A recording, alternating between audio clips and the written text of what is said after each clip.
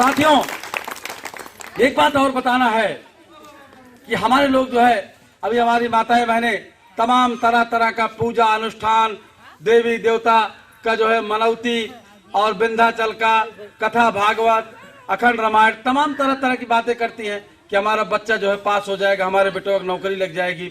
मैं आपको बहुत स्पष्ट बताना चाहता हूं कि अगर देवी अनुष्ठान से और कथा भागवत करने से बच्चों को विद्यार्थी या बच्चों को नौकरी लगती तो फिर ये प्रतियोगी परीक्षा और ये विद्यालय चलाने की कोई जरूरत नहीं थी। इसलिए आप लोग ये बात सोचिए, हमारी माताएं बहनें जब कोई बीमार होता है अस्पताल ले जाने के बजाय अंगूर काटती हैं, मंत्र मानती हैं, कराही मानती हैं और उस स्थिति में मरीज को स्थिति में ला देती हैं कि मरीज जो है काफी रुग्ण हो जाता है। इसलिए मैं आपको बताना चाहता हूं कि अगर मंत्र मानने से, कराही चढ़ाने के मानने से अगर कोई मरीज ठीक होता, कोई बीमार ठीक होता तो अस्पताल खोलने की जरूरत नहीं थी। जगह जगह जो है इस तरह से चौरा जा करके आप वहीं कराही चढ़ाती और आपका जो है जितने भी घर बीमार लोग होते सब वहीं ठीक हो जाते। हम ये बात इसलिए कह रहे हैं, हम किसी निंदा करने के उद्देश्य नहीं बता रहे हैं, हम इसलिए बता रहे हैं कि आप जो कुछ भी प्राप्त कर सकते हो, आप अगर कुछ अर्जित करना चाहते हो, वाकई हासिल करना चाहते हो, वो विद्या से हासिल कर सकते हो, वो शिक्षा से हासिल कर सकते हो। इसके अलावा बहुत दिनों तक हमारे लोगों ने हजारों हजार साल से पता नहीं कौन कौन सी मन्नतें मांगा है, पता नहीं कौन कौन सी पूजा अर्चना किया है, लेकिन आज तक सुधार नहीं हुआ है। आपकी स्थिति में कोई सुधार नहीं हुआ है और बाबा साहब अम्बेडकर इसके ज्वलंत उदाहरण हैं। यही बाबा साहब अम्बेडकर, कभी क्लासरूम से इनको बाहर बैठाया जाता था और शिक्षा के बल पर यही बाबा Saheb Ambedkar symbol of knowledge कहे जाते हैं, ज्ञान के प्रतीक कहे जाते हैं।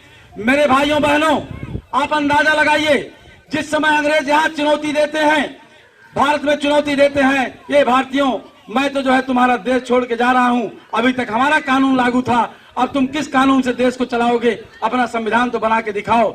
उस समय ये चुनौती विद्वानों को चेक किया जाता है, पूरे देश के विद्वानों को देखा जाता है कि भारत का संविधान कौन लिख सकता है। उस समय वही अछूत जो कभी क्लासरूम के बाहर बैठाया जाता था, वही अछूत बाबा साहब अम्बेडकर सबसे योग्य व्यक्ति निकलते हैं संविधान लिखने के लिए। और ड्राफ्टिंग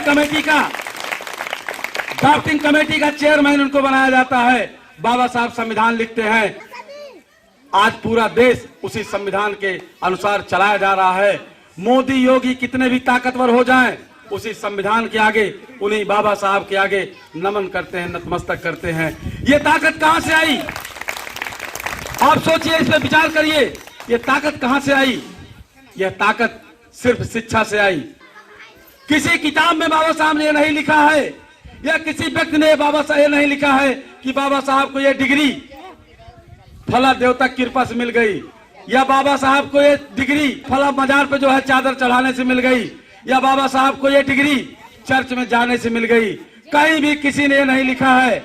और बाबा साहब खुद अपने जीवन के महत्वपूर्ण पहलुओं को लगभग किताबों में लिखा है, लेकिन बाबा साहब ने कहीं ये नहीं लिखा है कि चर्च पादरी या पंडा पुजारी या मौलवी के कृपा से हमको ये जो है ड्राफ्टिंग कमेटी का मैं चेयरमैन बना। हमेशा आप ये बात समझना होगा कि अगर ये एक अछूत, जिसको अछूत माना जाता था, वो भारत के संविधान लिखते हैं, तो संविधान लिखने की जो ताकत आती है वो सिर्फ शिक्षा के कारण आती है।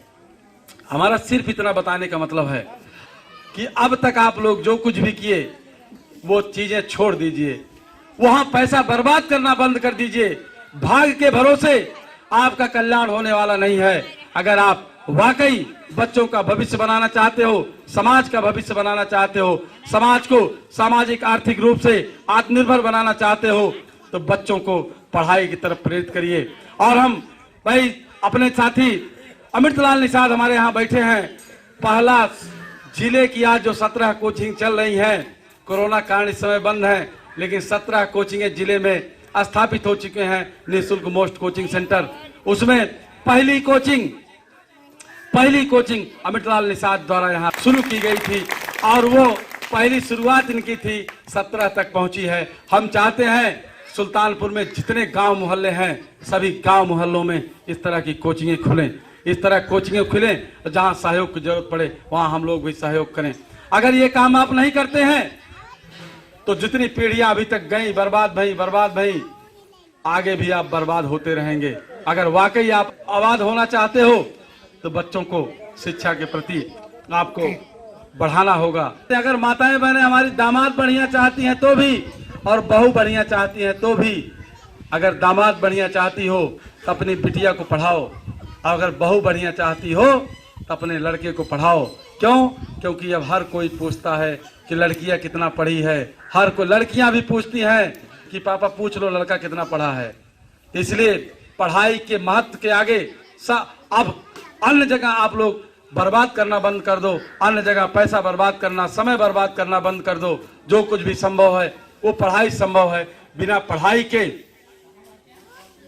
आप कुछ भी हासिल नहीं कर सकते, आप सम्मान नहीं हासिल कर सकते, आप ज्ञान नहीं हासिल कर सकते।